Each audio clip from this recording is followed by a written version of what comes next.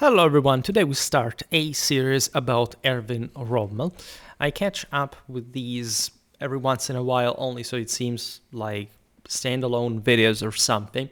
We will go by theme and also chronological order with Rommel, but the first episode I want obviously to be about the man and the myth, so an introduction to Rommel's figure in sort of more than a perspective that is the political, the strategical, the moral, the personal one, right? The more you go on in studying military history, the more you acknowledge human agency, how and why people do what they do. When you study the history of warfare in general, there is a higher plane that is namely strategic evaluation, the various ranks, right? The higher spheres of command and how different commanders fare against the, if you want, popular reception.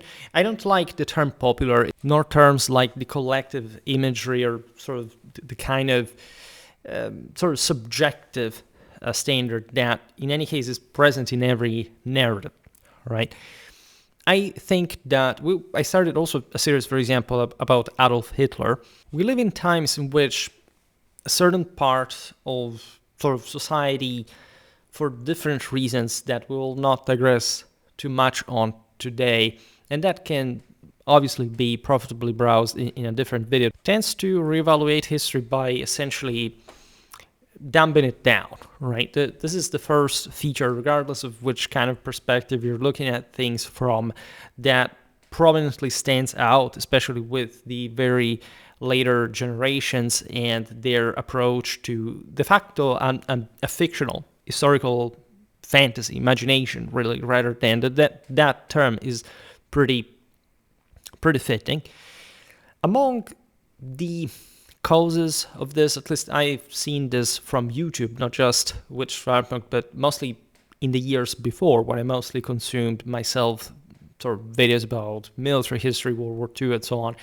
That was a netherworld populated by creatures who sort of, and this is still very prominent on YouTube, especially the most watched channels, and especially ones that lets comments run wild, where you can properly analyze this phenomenon from a psychoanalytic point of view, and you realize that at least the deep bottom line, you just realize that people, first of all, lack not just historical education in absolute terms, like none of what they probably were exposed, nor in family, nor in school, nor at university, had anything to do with that. But especially they lack some much deeper role models, right? They absolutely lacked, whether this is mostly a familial history, it's also a cultural problem. But in general, it's as if an orphan generation had been using the internet to vent for any fault that they had without taking accountability, right? And needing to deflect, to distort, to properly almost self-indoctrinate oneself into an alienated condition where history becomes a matter of personal opinion, right? And history to a degree is, but only when it meets some conventionally objective criteria that, in fact, have nothing to do with what the wide majority of people is ever exposed to in their lives, and nor that they can fundamentally understand, right? The internet has been paradoxically showing that, and this we already knew that, for example, people who lived under dictatorships, totalitarian regimes, that exposing them to that sort of phrase, like if you give them the internet, they will wake up, they want to, absolutely not, right? If you're not neurocognitively wired into a fully developed culture, if anthropologically speaking, you have not fully matured in any meaningful moral, personal, cultural sense, you are essentially not able to cope with the world, right? And history is the litmus test, because in that sense, the bigger it is, the more you know it, right, in your mind, and therefore the easier you can actually spot when somebody is completely outside of any even sort of plausible misunderstanding, and it's actually as guiltily responsible for its sabotage. Like in history, I tell you this, at the end of the great phases of civilizational expansion, lesser people become fundamentally paranoid, right? They feel like there is no way out of it. They go down politically, socially. This is not, I hope that civilization sort of will not be too much shattered, but we know that we are through a great crisis. This overwhelmingly, in historical terms, corresponds to the collapse of individual worth as actual people, right? And this is unfortunately what the internet has the capacity to to propagate further, but also exposing that, because I personally don't think that this thing gets anywhere in practical terms, because in history, in fact, it does not get there. There may be uprisings, there may be riots, things like that, but people go down, right? The fourth estate sinks back where it actually deserves and belongs due to their own fault. Why do I say this about Rommel? Well, not much. I could have made this introduction for Hitler in particular, and we'll get back to the series, but Rommel mixes different aspects, not necessarily in a more glamorous way. Naturally, it's mostly a military topic, but even in that sense, the myth is the most eclatant, you can argue, in the entire World War II. And so it's fantastic. At the same time, there is probably a personal dimension that you want to evaluate from one side, a political one, that is to say, the relation of Rommel with National Socialism. On the other hand, the quality of the man, like what can we, while sort of redimensioning, this is also a very notorious historiographical thing, like I'm not sort of coming up with it myself. It's renowned that Rommel's myth was largely sort of inflated, especially concerning his actual command capacity. Were much greater German commanders in World War II, right? But in that sense, when you sort of dismantle the myth, you also see better the man, and you can appreciate their, in fact, qualities that are absolutely sort of impressive in a sense, and therefore also debunking those people who want to simply shock you, saying, but Rommel was actually maybe was a great commander, but only a certain level of command, but not assessing what even that level of command means. That definitely most people are not capable otherwise, right? So it's a challenge. That's why I'm dedicating a series to Rommel, and at some point, obviously, we will talk about him, if not en passant, but looking at all the various operations more in detail than per se, and an even deeper command analysis. Reason for which today I stick again to the myth of Rommel, and in part also his person and what others, including in the Nazi high command, actually believed about him and saw him like.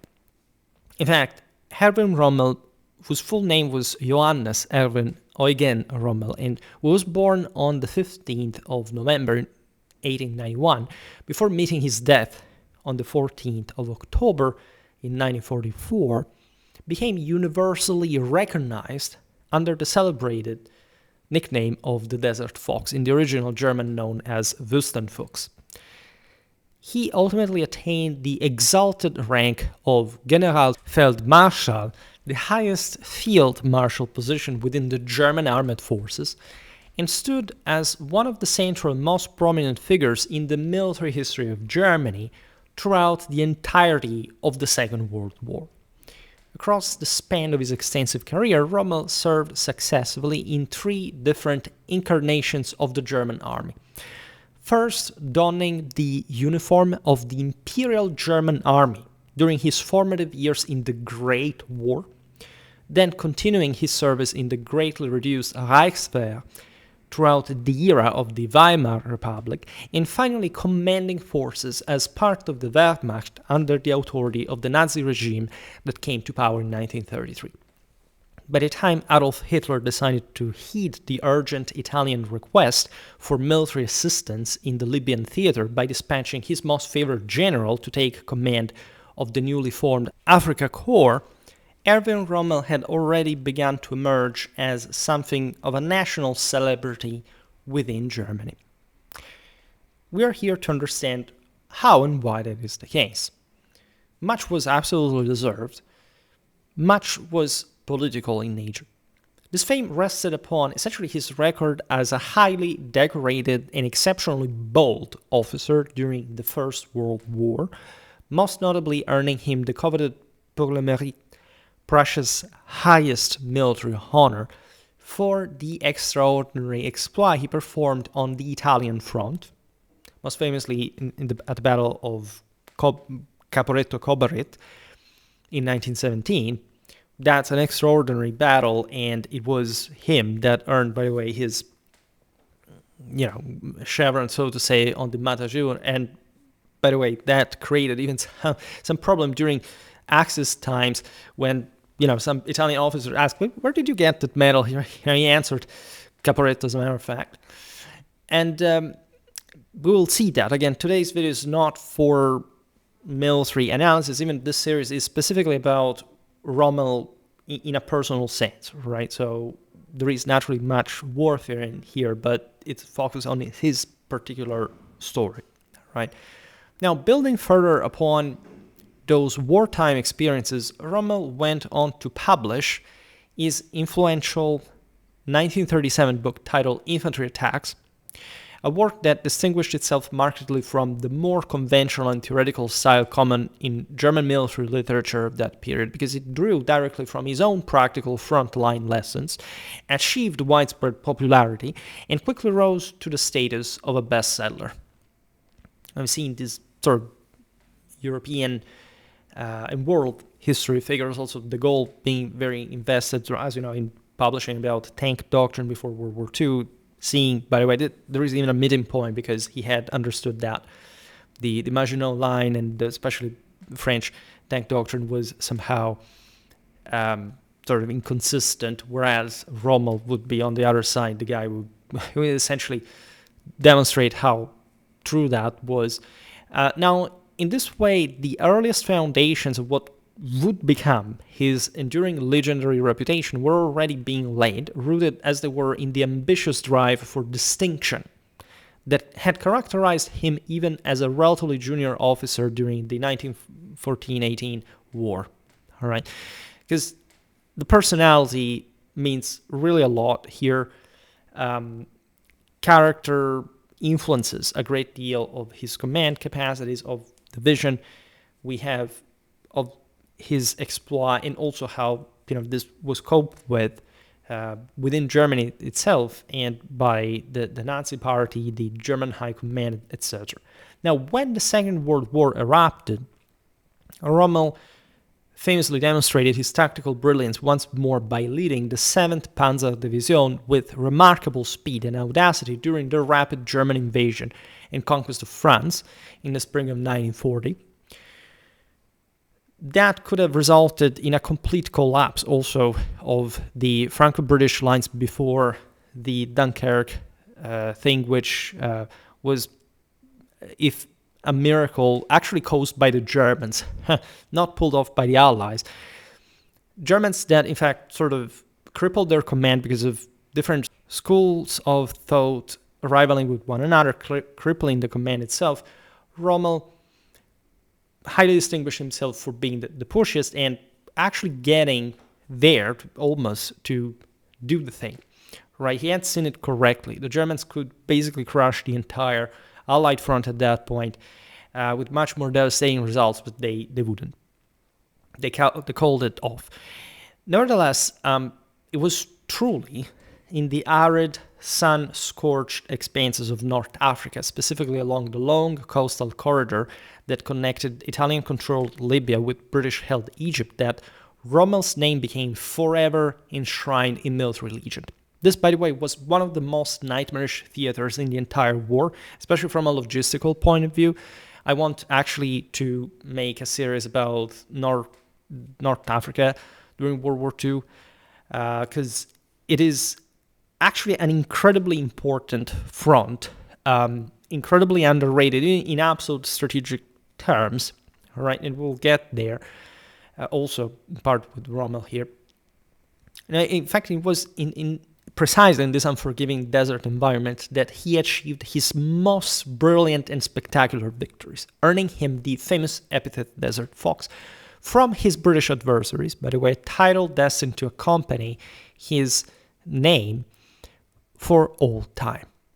Now, German and Italian propaganda elevated these triumphs to the highest possible degree. That's where Rommel's myth was truly amplified beyond, you could say, the reasonable, at least for the you have to understand it in its context, right? There is a lot of World War II propaganda, meaning probably propaganda that was used during World War II that has been obviously re-propagandized with things that had nothing to do with how things were going on, like how many citations. But Rommel said once about that unit, that thing. Well, do you think that he was talking just for himself? Those were public speeches that he had obviously to conform to the general, for example, the Axis alliance with the Italians, the same problems that he faced logistically because of his own unreasonable sort of vision of the front, where Berlin and Rome were telling him, look, you can't do that, right? And he would start blaming others and so on. Rommel had a pretty dramatic character that caused issues, as we'll see better throughout the series. That's for the Axis side, by the way. While even in enemy publications, the scale of his successes was widely acknowledged, thereby firmly establishing his reputation as one of the most gifted and innovative commanders of armored forces across the entire duration of the Second World War. There is no doubt about this, right? You have to phone somebody else's house, however, to get probably the best armored forces commander out there, for obvious reasons, even just by scale, if you know what I'm talking about. But again, we'll have ample time to browse this. Now, among his British opponents, Rommel was frequently credited with a certain code of gallantry and fairness. And the phrase himself employed, quote, war without hate, was for many years accepted almost without reservation as an accurate characterization of the nature of the fighting in the North African theater that, as a matter of fact, was bit of a different thing, like every war theater to begin with. It's not like this chivalric, knightly aspect did not exist in warfare. It was actually a thing. You can see it even in the Battle of Britain, especially in the air, right? Tanks had something similar. There was some idea of cavalry ethos literally leading in mechanized warfare during the 20th century. But at the same time, this coexisted with incredible brutality and sort of lack of any scruple, right? I also made a video about the Red Baron, Manfred von Richthofen, that explains how even the Junker class could think literally to spread its wings like from a Pegasus horse with this new technology and innovation. So naturally, World War II was enormous, not just in scale, but in doctrinal insights, experimentation, innovation throughout the same war, right? No country was prepared to do war. The same Germans got it that were qualitatively the best in the early phase. Obviously, they sort of topped their capacities in 1942. Well, Rommel topped this in North Africa. That is not the entirety of Africa, by the way, but then cannot be compared to the Eastern Front, for example, in scale, in cruelty and devastation. Now, in more recent decades, however, so this is the myth, right, which is objectively fair. There is some caveat here, meaning that, again, armored warfare, yes, like something that the Germans could do in that moment, also supported by the Italians and their armored divisions that had not been there in the sort of substantial way they were before the Compass disaster. When we talk, however, about the sort of the broad and so specific levels of operations, by the way, when we talk about the broader front, in a broader strategy, the thing becomes much more debatable, and there are some cracks in the myth. And in fact, in the more recent decades, this is not, again, a secret for anyone that has any sort of basic idea of military historiographical production during this time. A number of historians have, in fact, sharply contested this romanticized view, dismissing the notion of a clean desert war and pointing to documented instances of mistreatment and persecution directed against Jewish communities in North Africa during the period of Axis occupation and combat operations. I know that some of you are harboring this hope that, oh my God, this is a YouTube channel that is right-wing but can't speak, whatever. If you think I'm here because of, I'm anti-Zionist or whatever, like whatever your current superstition is about, just know that this is not a channel for lesser people, right? So if you are here for hearing something wrong about the Jews or whatever, you can absolutely leave. I don't give a shit about your subscription, watch length, your money or whatever, right? I do very much well without that if that's where you're coming from.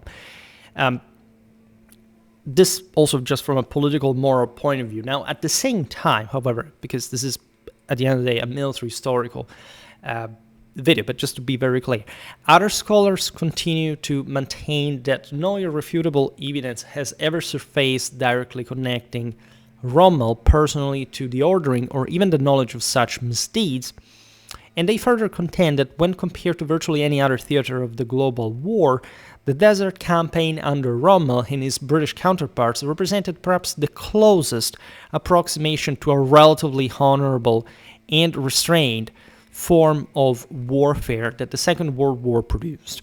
I personally think that at large, just in North Africa, there isn't much to be, let's say, intensely depending on. That was actually the problem. There weren't even the resources to do what, for example, could be done. Even, I don't know, major people's displacement or massacres, etc., like in the Eastern Front.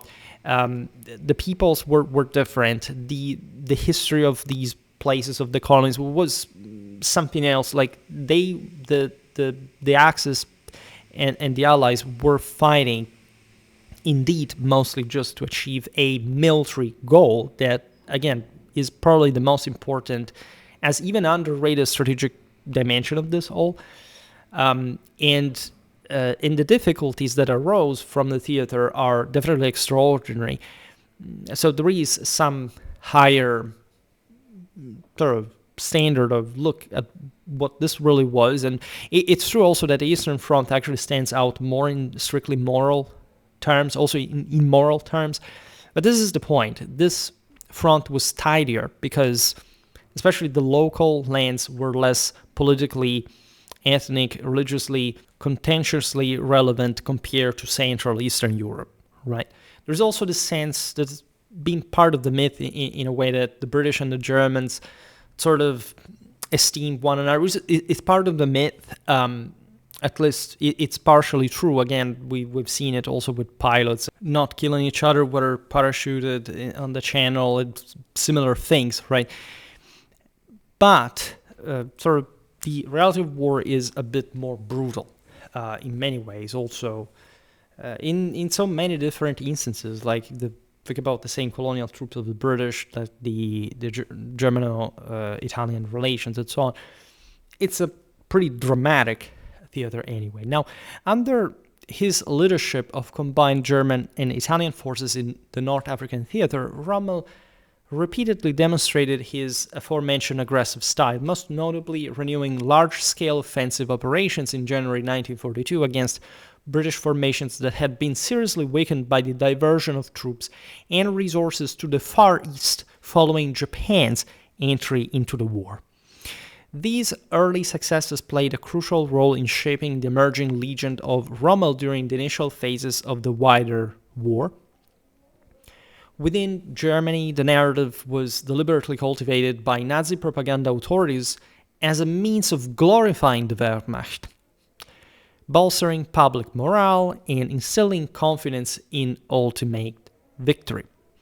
Rommel himself cooperated actively with this image-building effort. Remarkably, the very same portrayal crossed over to the British side, where Allied media and political leaders adopted and amplified the Desert Fox story, in part to provide plausible explanations for their own persistent difficulties and defeats against Axis forces in the region during those early years.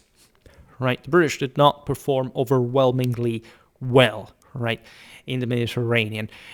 They were lucky they had at some point sort of pretty scarce Italian forces to confront, But in general, like there was always this sense effect of either overly villainizing for example, the same Italians that were absolutely deemed as an inferior race at some point by the same head of the Royal Navy by that point, and to explain like why, now this great German commander had arrived, that, you could at least esteem, because if we have to lose to someone, it's better to do it to someone who's really, this great commander, right? This happens in history a lot of times. Like we could talk about this even in broader cultural terms. If you study the Reconquista, for example, the Moors obviously were, the devils of the situation.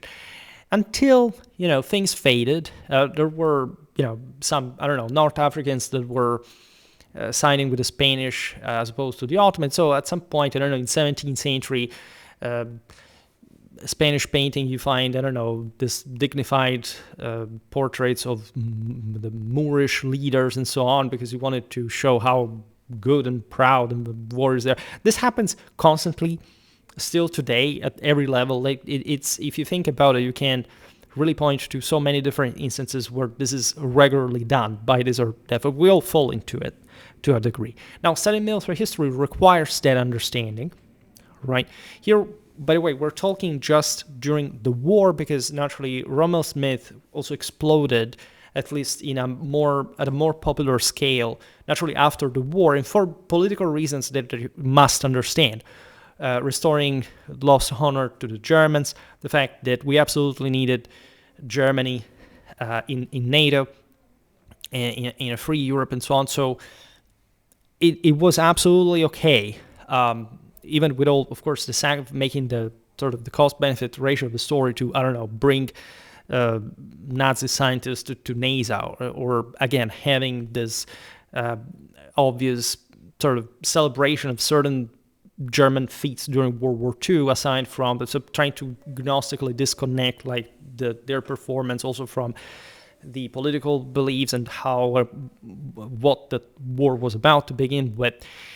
In any case, prominent British military and governmental figures actively contributed to the growth of this valiant persona during World War II. Following the dramatic fall of Tobruk, for instance, the same Prime Minister Winston Churchill addressed the House of Commons and described Rommel as, quote, an extraordinarily bold and clever opponent, which is also sort of a pretty neutral statement, as well as a great field commander as well.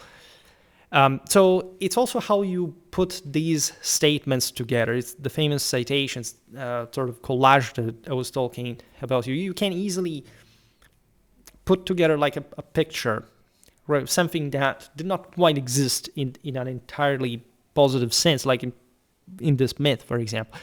And I'm talking in strict military terms, right? In a striking irony, this elevation effect of Rommel's reputation ultimately served British strategic and psychological interests, since portraying him, again, as an almost unbeatable genius made it far easier to rationalize successive setbacks, and conversely rendered the eventual Allied victory over such a formidable figure infinitely more impressive and significant. Churchill himself repeatedly employed precisely this rhetorical approach when speaking to the British public about the frustrating and unsatisfactory progress of the war in Africa. All right.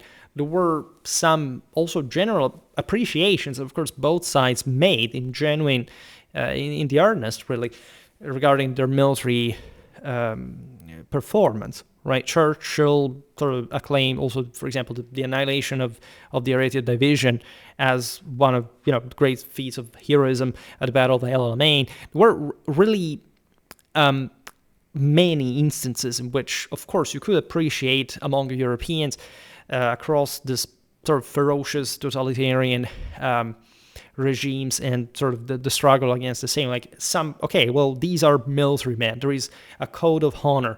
There is a sense of chivalry. This was part of European identity all across the board. So it's something you really end up appreciating. And regarding this, you could say, well, this happened, for example, also with the Soviets, right? And everybody knew more or less what these regimes were about.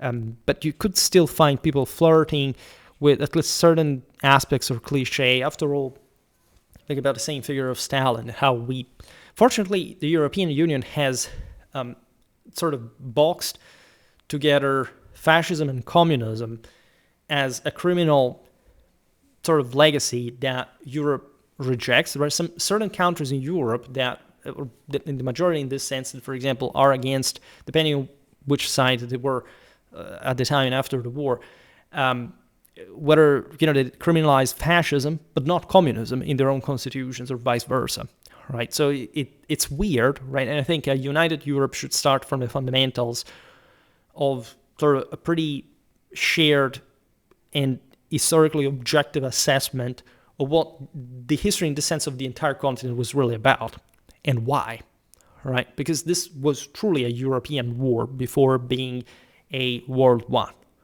right? The Italians in Ethiopia or the Japanese in China were already a thing.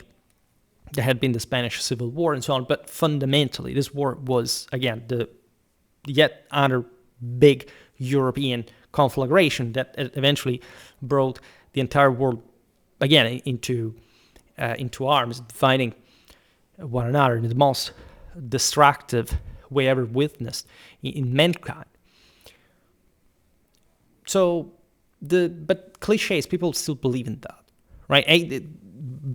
I truly think that many people, for example, in the United States, have, a positive idea of the still dramatic Russian stereotype because they watch Danko on TV, right? I truly believe that most people are mostly impressed by this complete sort of, again, I was saying at the beginning of the video, alienation from reality and based on this kind of weird self-referential cliches. You can't study a world war and presume that your own country has a perspective of something mostly rooted in anecdote, by the way, in your view of the question, and basically making your life identity and beliefs about this BS, all right? You have to be objective as documented as possible if you at least want to be taken seriously, which is maybe not even, in fact, the point. Then when the Desert Fox at last suffered his decisive defeat at the hands of Bernard Montgomery at El Alamein, the achievement was immediately framed as something far greater than a routine battlefield success. It was presented as virtually the herald of impending total Allied triumph across the entire war, right? Yet, even Montgomery himself later reflected with a certain wry acknowledgement that the victor in such a contest rarely receives the same lasting measure of renown as the vanquished commander, a pattern he compared to the historical fates of Scipio Africanus after defeating Hannibal, just to remain in the North African scenario, and the Duke of Wellington after overcoming Napoleon, still obviously in a British lens. The slayer of the dragon seldom attains the mythic stature of the dragon itself, right? Which is not entirely true, by the way, and especially if you look at the Germanic epos itself, right? Because it doesn't end well for Siegfried, telling the truth, even after having slayed the dragon. Now, subsequently, during the critical month of June 1944, for a number of reasons, like Operation Overlord, the conquest of Rome, etc., Rommel was entrusted with the vital responsibility of directing German defensive forces arrayed against the anticipated Allied cross-channel invasion of Normandy. Last year, actually the year before last, I made a series for the 80th anniversary about Overlord, and I described, of course, Rommel's involvement in the sort of planning, in the management of the Atlantic Wall and so on. Yet, as with all figures was sent to the realm of legend, the attainment of such mythic immortality carries with it a heavy price as well. For Rommel, that price proved to be the most devastating imaginable. His suspected association with the failed conspiracy to assassinate Adolf Hitler on the 20th of July 1944, Operation Valkyrie, ultimately forced Rommel to take his own life by means of a cyanide capsule. In the aftermath of the July plot's discovery, Rommel found himself implicated, whether justly or not remains a matter of actual historical debate, and because of his immense status as a beloved national hero, Hitler still elected to handle the matter with discretion rather than subject Rommel to the same swift and public execution inflicted upon many of the other conspirators. Right? Rommel was presented with a grim ultimatum, voluntarily end his life in return for solemn assurances that his personal and military reputation would remain untarnished, that no public trial would occur, and that his family would be protected from reprisals. Especially the latter point, you would imagine, is actually what a man resonates with in particular. The alternative was facing the certainty of a humiliating show trial followed by condemnation and death. Choosing the former course, he ingested the poison. In order to safeguard the heroic image that had been so carefully cultivated, the Nazi authorities officially announced that Rommel had died as a result of serious wounds sustained during an Allied air attack on his staff vehicle in Normandy. The regime then accorded him a full state funeral of the highest ceremonial dignity, befitting a commander whose legion placed him among the undefeated. Right? That was probably what the same Hitler wanted for Germany, regardless of the fact that he had taken the guy out himself. Right? Hitler's personal regard for Rommel was in fact paradoxically profound, right? He deriving not solely from the victories he delivered, but even more from the deep personal rapport and shared worldview that linked the two men. They were different, but they had sort of a martial vein that sort of resonated in both different ways. Both embraced a conception of warfare as an arena in which boldness, decisiveness, and sheer force of will could triumph over all obstacles, while both displayed considerable contempt for the traditional upper echelons of the German officer corps. This is also very interesting, especially from Rommel's perspective, particularly those who came from long-established aristocratic families. Right? The two men were, however, very different. Aside from all of the obvious historical essence, Rommel had a really different character and nature compared to Hitler. Hitler was sort of much more comprehensively idealistic, right, and radically energetic. Even just as probably as an individual, he sort of sublimated that within sort of all the shortcomings of the case, especially in relation to the military and to the German high command that actually was sort of competent in his own way, and sort of Hitler wanted to micromanage without having ever had a competence of higher command. Rommel, in a sense, well, regarding the latter aspect, we will see it better in other videos, but of course, like, was mostly a secondary figure in the bigger strategic picture, especially, again, like, he was not on the Eastern Front. He didn't manage the bigger game, right? Nor he could. This is also the bottom line, telling the truth. But characterly, naturally, he was sort of a fairly introverted, sensitive person. He was somehow close, not easy to deal with. He had a powerful interiority. He really managed to eyeball things in an extraordinary way in his own field. And he had this sort of springing forward, kind of stingy geniality that he had managed sort of in his life to express in the military, in his brilliant career, and so on, right? Ambitious, he liked his position, the aura that was created around his persona and so on, but again, different from Hitler in different ways. Now, politically, obviously, we're looking at a National Socialist. Following the Nazis' seizure of power, Rommel gradually aligned himself with a new political order. Although scholarly opinion remains divided regarding the precise timing of this shift and the complex motivations that lay behind it. Right? He continued to function as a loyal adherent of Adolf Hitler, at least until the closing stages of the war, even though he never demonstrated full ideological commitment to the party's most extreme tenets or to its associated paramilitary formations. I recently made a video about the SA that, well, was a bit out of the games in the later period, but still. Also, we talk about the SS from a military standpoint. Rommel detested the SS. In terms of military quality, he thought they were garbage and in fact did not want them in his Africa Corps. And as you know, those function as some sort of sort of regime presence in the German military at large. That's how truly Hitler controlled the Wehrmacht as well. I made a mini-series in 2024 about the SS, and again, if you're interested, you can check that out, right? The construction and dissemination of Rommel's legendary status owed an enormous debt to Joseph Goebbels, the Reich Minister of Propaganda, who utilized every available medium and technique to present Rommel as the supreme embodiment of German military genius, right? Even just in a racial sense, of course, Rommel embodied a bit that from the outward like aesthetic, that kind of sort of serious, contained, kind of particularly Nordic type.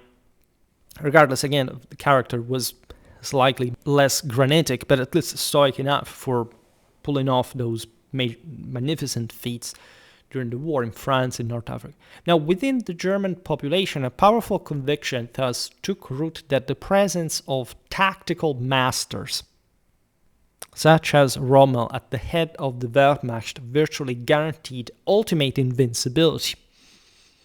I will not open, of course, the parenthesis on German public opinion and beliefs and etc. But again, the idea this guy at large, like in times of mass society, is a great commander, like simple thought, all right?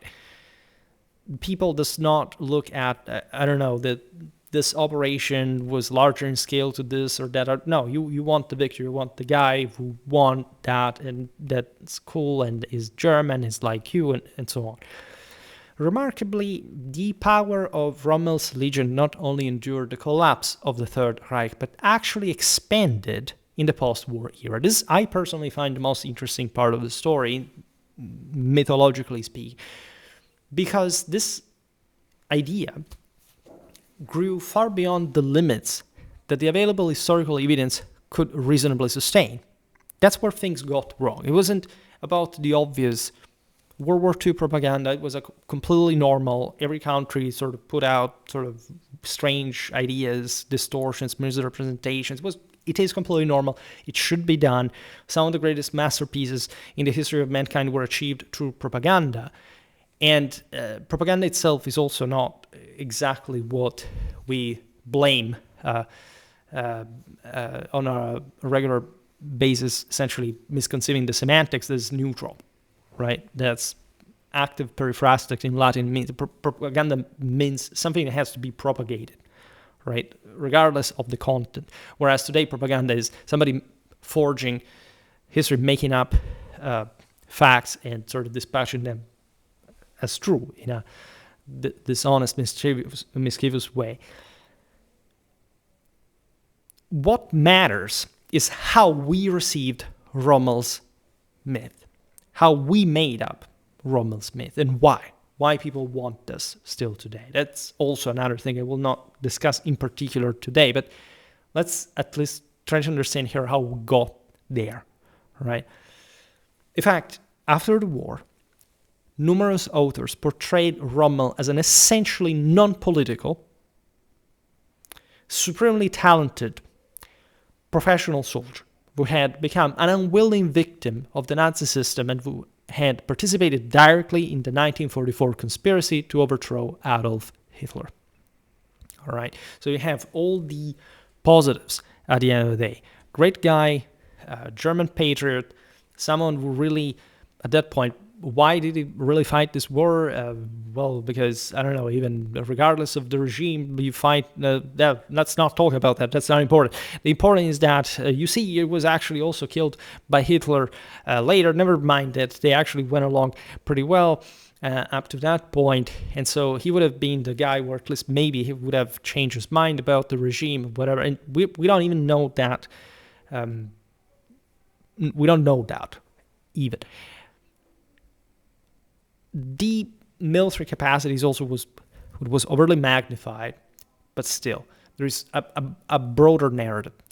Other writers, however, have strongly contested this image, describing it as the Rommel myth. a carefully constructed and politically expedient narrative post-World War II. Now, the so-called revisionist historians, everybody revises history, but every ism is wrong in any case. And this is yet another euphemism, because it's not much revision or revisionism, it's about the content. That's also how a term was applied for the right reasons, but not with the right terminology. As essentially revisionists argue that the post-war assessment of Rommel's historical role have been essentially significantly obstructed by perceptions shaped, at least in part, by ulterior motives, thereby creating what they term the enduring Rommel myth themselves. Yet, even among scholars, references to the Rommel myth or Rommel legend are sometimes made in a neutral or even positive light, without outright condemnation. Now, the reconstruction of a new post-war Europe is the key, right? And it's even to make it positive, because, of course, in the age of the internet, as I said at the beginning of the video, it's not about that anymore, right? Those people are dead, all right, by now. It's a different world, and unfortunately not actually for that better that we thought it could be. The reconstruction could not proceed without the active participation of a rehabilitated West Germany. All right, and this makes 100% sense. I mean, if you ask me, would you have preferred, as a historian, the Rommel myth not to have existed, to have a more objective perspective of Rommel in particular? I would have preferred a more objective view of World War II in particular, because, of course, that would have dramatically helped us during the Cold War as well. But would you have, in this sense, narrowly preferred, say, Rommel myth not to have existed, or going at the expenses of history and having a more sort of neutral or at least objective understanding of Erwin Rommel? Of course, I would have gone at the expense of history. Are you kidding me? During the Cold War, that was absolutely useful. And I'm not talking, say, maybe Rommel alone would have not really changed the equation. Say, Rommel's myth alone would have not really changed the bigger picture, right? But in general, restoring, again, that idea of Germany as, after all, a country that had been fighting mostly against Bolshevism, so communism, the Soviet Union, and that, in a sense, there was something good, praisable, noble about that. If this was really about, look, Germany is split in two. You have the communists from one side, including saying Germans, by the way. That's also the disturbing thing. And you want to also consider one thing. As you know, East Germany has a much higher percentage of neo-Nazi belief than the rest, and not because of what they experienced during socialism, because many of them are actually nostalgic of that massive welfare state, regardless of how miserable, of course, East Germany was, and actually sort of compare, of course, to the rest of Germany, and also to most of Western Europe still is, as a matter of fact, and also for deeper reasons. I mean, it's not like the Soviets just stopped to East Germany out of merely military, contingent strategic reasons, right? But again, of course you want that myth. Of course you need that. I think it's not even because of the Cold War. I think it's important that you look at World War II and you realize that, say, let's not say the easy thing about this. Let's not simply say that the Nazis were the villains, right? Because that's even beyond the scope of this video. But let's realize that, yes, Germany, as, I don't know, like Italy, like any other sort of, even Japan, if you think about them, they were all countries that did contribute, even during Nazi fascism, to some positive things. I mean, if you look at, I don't know, German engineering, architecture, if you look at Italian archaeology or physics, for example, you can't erase, all right, that from the map of Europe. Hell, you can find something sort of worth of praise even in the socialist world if you really dig into the garbage of it all. But the question is, in that sense, for which purpose? All right. Well, after World War II, of course, there was a very big purpose. And Germany was the symbol of it all, because it was a split country in a split Europe. It was the very center of that. It was the real core of the question. I would like to point out that not just sort of Germany was defeated in World War II, but Prussia was erased from the map of Europe after World War II. Like, we changed page at a level that requires a much higher degree of redemption to be earned, right, as Europeans, that truly is truly inspiring. This is something I don't talk often about in these videos, but and it's difficult to talk about this because I also have, of course, sort of family past and things. I'll not go as far, but from the fascist side, we were pretty much.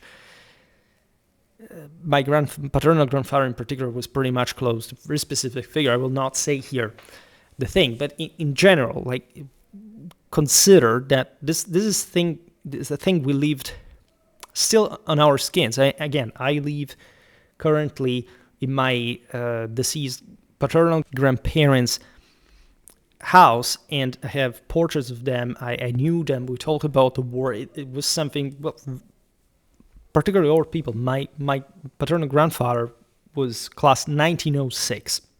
My grandmother was 1923. All right. Like, these are people in the flesh that I saw that went through that. All right. And also the other grandparent that I met, my grandfather, that I never met, but it is possibly, considering his past that I was just talking about, in that incredibly controversial but incredibly fascinating and redeeming but still tragic for the rest of his life story, that I am a historian. As a matter of fact, I knew well my maternal grandmother, and she also had, and also my oldest aunt is still, she's still alive. She remembers bombardments, right? In pretty graphically, pretty like as if it was in front of her own eyes, right? Fighter bombers firing at, they live close to an airport. These are things that strike you, right? And strike you because it is about you. For how romantic and important, that's yet another important myth that we could discuss, like how, of course, the Allies liberated Europe, which is something that I'm also overwhelmingly thankful for. How, of course, heroic the story is. Remember what we said, spoken by Montgomery, how sort of powerful the story is. You will never get how it is from the side of the losers, right? You never get the feeling that you have when you look at pictures of the street where you live, first with the SS and then with the Allies in, right? The places you go to school to. That's something, all right? And therefore, that's also why this topic is so important thing to discuss, because it speaks to a pretty big amount, especially, well, yes, of Europeans in general. But that matters.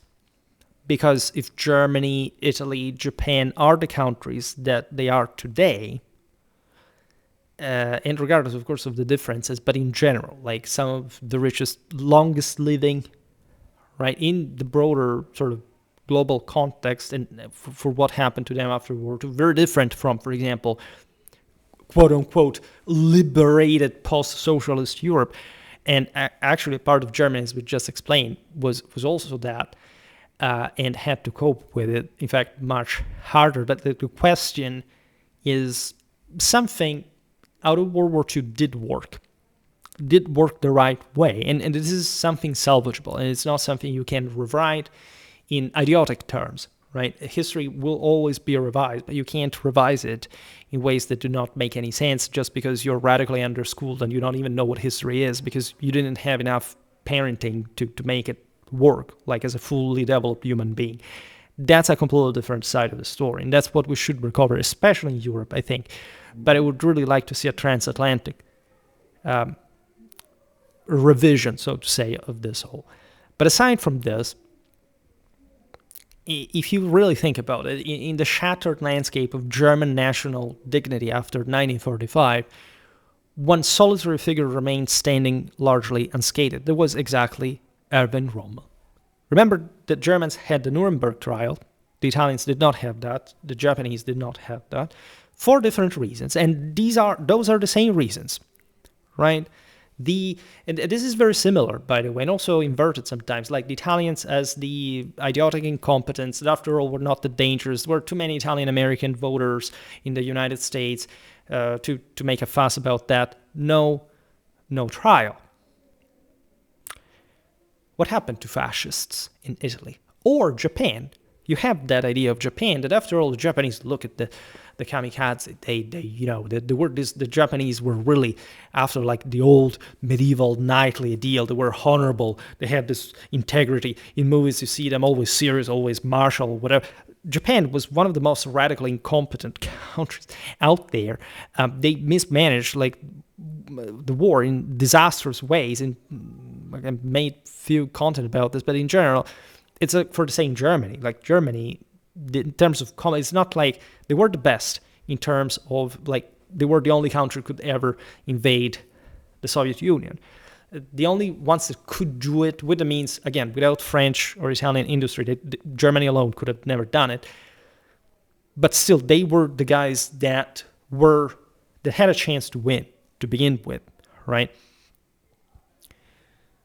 But still, in this sense, it's full of such myths, including the one of the Soviets that are a bit kind of, primitives, but you can sort of in their brocialist kind of, in fact, brutality, appreciate a little bit. And most people do not even know how the Soviet Union actually was or worked, or what happened during World War II, or even before or after that to the Soviets, which is a much more... It's easy to sort of simply insult, but it's actually a heartbreaking history. And I have memories also from my parents traveling to post-socialist countries during the Cold War. And those are probably some of the single most impacting stories that I've ever heard in my youth, in my childhood even. And that's something I can't even begin to speak about, because it's... Or actually I do, but say not in this video, but also never really made full videos to address the matter. I don't know, probably would get lots of views if I went after that, but there are also certain things currently in my life I have to fix before I talk about that. Rommel's myth was this. Right, the archetypal honorable warrior, brilliant in strategy yet incapable of complicity in civilian atrocities or the persecution of Jews, and the very man who had taken concrete steps to join the anti-Hitler conspiracy. Right, perfect picture. The gallant knight, stainless, sort of honorable, whatever. As the German magazine Der Spiegel reported in the early post-war period, West Germany urgently sought substitute father figures to replace those previous national icons now exposed as criminals. And when I speak of father figures, I don't mean it figuratively, right? The German male population was largely exterminated, all right, during the war. Rommel was chosen as a ghost, as an ideal to fill this role. After all, he was dead, right? And we know how. At least we don't know 100% why, or at least we know it, but we don't know his side of the story. Embodying, in any case, the shrewd but equitable soldier who, even if tainted by mere association with the regime, was never tainted to the degree that rendered him wholly unreliable. Moreover, accounts from former colleagues suggested at least some level of connection to the resistance movement. This is also particularly relevant because, of course, by especially 1944, it was evident that things were going downhill fast. Rommel died less than a year before the end of the war. It was understood, in particular, since the fall of North Africa, now things were to turn really grim. There was also, as you know, like 1943 was the year of Kursk. In general, the Nazi regime made a very famous speech where, with the German people was asked whether they were full in the so-called total war. It's obvious that things were starting to sort of the perish properly in terms of individual commitment, and there would have had to be a post-Hitler Germany. Resistance did exist. Other countries in general were, of course, to fuel that, and everything was ever more fluid and was sort of spiraling down quite quickly. So it's obviously such an important figure like Rommel would have had those contacts as well, right? And it's well possible that, again, he participated to the plot of July 1944. Just things are somehow complicated. I wouldn't like to discuss this in this video for now. Now, this is also why virtually every other prominent wartime German leader faced degradation. Rommel's stature grew dramatically, allowing him to accomplish a unique historical transition from being Adolf Hitler's most cherished and trusted field commander to serving as a symbolic figurehead of the newborn Democratic Federal Republic. Right? Remember, not the greatest German commander in military terms, but in moral terms, and regardless in this sense of political affiliation to the regime. So it's very interesting how the myth mostly stuck to military equates moral. This guy was good, was great. He sort of was never fully 100% on the greatest atrocities that we see from one side. He was also not 100% against Hitler. So whatever notion you want to have of him, you can't simply counterbalance this in a relativistic sense. Everybody thinks great general, great man wins wars, right? It's an archetype rather than a stereotype. And that's where things went off the rails, in the sense that, if you know Rommel's stature compared to other German commanders and fervent Nazis, as a matter of fact, of course, there were much greater leaders than him. Morally, you could criticize them, like if you are against, of course, the Nazi regime, but in general, right, there is a depth also of strategic appreciation and simply storytelling of the war that doesn't hold water when you look at Rommel's myth, right? As the historian Cornelia Hecht has perceptibly observed, Rommel, regardless of the shifting political context across the decades, has been transformed into a versatile emblem adaptable to a wide variety of governments, ideologies, and narratives. A situation that remains inherently contradictory, irrespective of whatever the actual historical reality of the man may have been, right? Because, not just because we don't know that, but because it doesn't make much sense what we created out of it. And this is not like a figure like, I don't know, Prince Eugen that has, warships in several different navies, different countries. The question is much more close to us. It's generationally at hand. World War II does matter. It doesn't matter whether Generation Z does not even know what history is anymore. World War II matters and will keep mattering for a very long time. This is also what you can immediately see, that, trends on social media have nothing to do with reality. All right, you can be informed of that. There can be shifts because of that. But when we look at the core tenet of what we have to stand on in any meaningful, moral, scientific way, World War II is still radically at the center of everything in many ways. And there's much of it that has not been fully settled either, including Rommel's figure. Now, propaganda mechanisms were reactivated in the post-war era, once again reshaping both the individual and the strategist by skillfully interweaving verifiable facts with selective interpretation and occasional invention. This task proved comparatively straightforward given the genuinely extraordinary character of Erwin Rommel's life. That's perhaps the most underrated aspect. You don't have to tell that he was the greatest commander, was the greatest man that, it's morally, like, I don't know, you can't cancel this or that. Look at his life. It was freaking amazing, all right? Rommel's life, nobody actually talks about it. It's mostly like, again, World War II. In fact, this is the interesting aspect of the Legion, that it doesn't even look much back in time, or his personal life, or whatever, his achievements, individual qualities.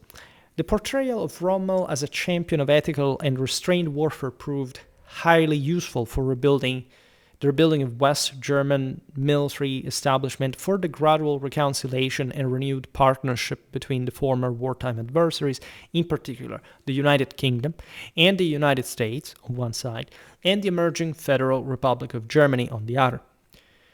Several of Rommel's former subordinates, including his longtime aide-de-camp Hans Speidel, went to assume central leadership roles in the reconstruction of the post-war German armed forces and in the process of integrating them into the NATO alliance.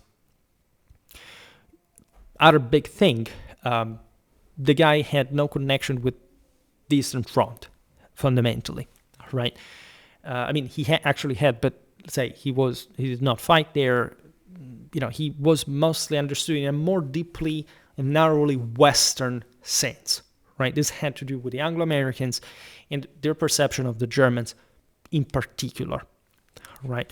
At the same time, Western Allied observers, and especially those from the British side, increasingly framed Rommel as the quintessential example of the good German, right? This guy is praisable. This guy is honorable. This guy is a knight. He is stainless. He is honorable. He is great.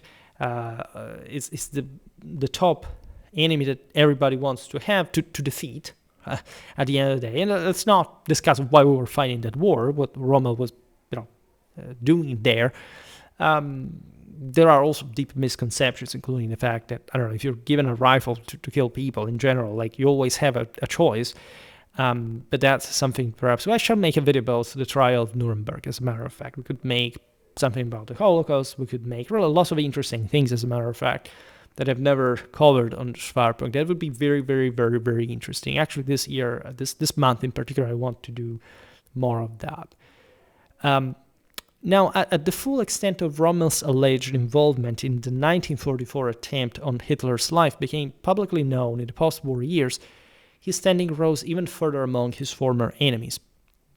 In much of the Western historical and popular literature that followed, Rommel was depicted as a fundamentally loyal German patriot who had nonetheless turned decisively against the tyrant, right? But because he was a patriot at the beginning, right, he was mistaken or I don't know, he was just doing it for his country, not for Hitler. Doesn't mean anything, all right, for obvious reasons. Reflecting this view, Winston Churchill himself wrote in 1950, Rommel, this is quote, deserves our respect because although a loyal German soldier, he came to hate Hitler and all his works and took part in the conspiracy of 1944 to rescue Germany by displacing the maniac and tyrant. Even though, again, this is also a bit too, like, Hitler's figure should be properly reassessed also in some more straightforwardly, okay, this guy was an actually capable leader and the Germans followed him because they essentially agreed with what Germany had to become in their collective view, all right? So there isn't much of a mistaken interpretation of this guy that, was overthinking about. No, these guys were fully in to the thing, all right? And even if you look at their perspective, you understand what it makes sense if you start debunking the myth that Germany did what they did just because, I don't know, they were simply trained to obey or, I don't know, because they were oppressed by the regime that would have gone after them. But there can't be a government if the people does not support it, All right, no government exists without the decisive moral majority of people. You can make absolutely the case that in totalitarianisms, individual people are broken, and so they actually have less absolute moral strength, and so there are only certain people that control things. Especially in Germany, there is no doubt it was a very rigid hierarchy that you understood who was in command, who wasn't. All right, very differently from, I don't know, the Soviet Union, where everybody was against everybody on a regular basis. You never knew. It was a complete mess and disaster. Hitler controlled the entire sort of apparatus. The SS were properly an army within the army. Everything was incredibly centralized. Other countries did not have the same thing, right? There were very different types of governments across the Nazi fascist world. And again, this year we could actually start a series about the history of fascism as well. In any case, in lasting commemoration of his legacy, the German armed forces named their principal army training installation the Field Marshal Rommel Barracks in Augustdorf, while the post-war German Navy honored him by christening one of his Lütjens-class destroyers in his name. His son Manfred Rommel enjoyed a long and distinguished career serving as the mayor of the city of Stuttgart, and even lent his name to the inspiration for Stuttgart Airport. Now, more than 80 years after the conclusion of the Second World War, continued scholarly efforts to carefully peel away some of the golden layers of myth remain both necessary and valuable. Only through such painstaking examination can the complex, multifaceted truth about the authentic Erwin Rommel be more fully revealed, encompassing not only his undeniable professional military talents and accomplishments, but also the more nuanced and sometimes contradictory aspects of his personal career, political choices. As a fundamentally military history-based channel, we're going to look at the military aspect that is also fairly controversial, right? Again, I think among World War II enthusiasts, if you say what was the greatest German commander, or even I've heard the greatest commander of World War II, and you hear Rommel as an answer, but well, that's not going to go well, all right? But I presume, in fact, that my viewers are not like that. Again, this is not a criticism. Very often, whenever I make all this preparatory work in order to properly introduce people to certain topics or figures, like more particularly in this case, it is because, generally speaking, I have a positive idea, right? Again, I want to convey, say, a more subtly positive idea of something, as opposed to, yes, fundamentally debunking the myth, like in this case, that is a positive one. So, of course, there's a lot of unattributable qualities, merits, etc. But, again, it's looking at the man, which we hardly do on Schwerpunkt. Never really made sort of a military biographical series. This is the first time we made military biographical videos. But again, taking a bit more time to look at Rommel is relevant. Also, these videos, for some reason, probably get more views. I don't know. That's not the reason why I'm making it. But say, given that we are Schwerpunkt here, we use the von Clausewitz avatar and so on, I think more 19th century, 20th century German warfare history is warranted. We must cover that. I think I left it a little bit on the side, so to say, whenever we're looking at sort of the potential. We mostly started with medieval history for obvious reasons, my personal background, but let's say in general, right? I thought it would take some time before approaching these at some very point in history. Again, that the history of a channel, would never know how this is going to go. But, we try and we'll see, because also experimenting, also talking about this can provide us with more insight, can give us more inspiration for our videos, and so on. All right, so I have everything increasingly well sort of characterized, sort of categorized in our various playlists. However, I let's say you know how, especially if you're a long date follower, how to find content and hidden gems, so to say, in my on my channel. For today, however, I stop it here. I just hope that you enjoyed this video. If you did, please share it. Otherwise, leave a like or subscribe to my channel if you're interested in my upcoming content. As always, I thank you heartily for listening to me. I wish you a nice time and see you next time. Bye.